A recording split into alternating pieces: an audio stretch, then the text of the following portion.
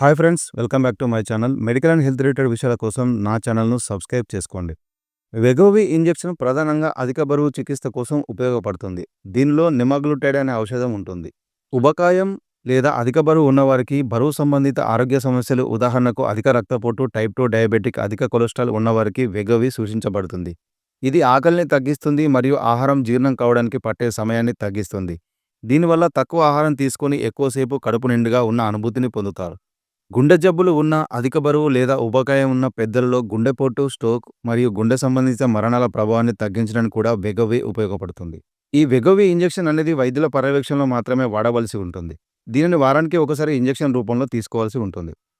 ఒక్కో డోసును 4 వారాల పాటు తీసుకోవాల్సి ఉంటుందని కంపెనీ చెబుతుంది. ఉదాహరణకు 0.25 ఎంజీని 4 వారాలు తీసుకున్న తర్వాత మరో నెల అంటే 4 వారాలు 0.5 ఎంజీ డోసును పేషెంట్కి అందిస్తారు.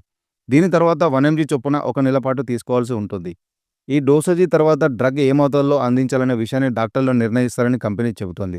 ముందు పేషెంట్పై చూపుతున్న ప్రభావం ఆధారంగా డోస్ పెంచాలా లేక తగ్గించాలా అనే నిర్ణయాన్ని వైద్యులు తీసుకుంటారని కంపెనీ చెబుతోంది.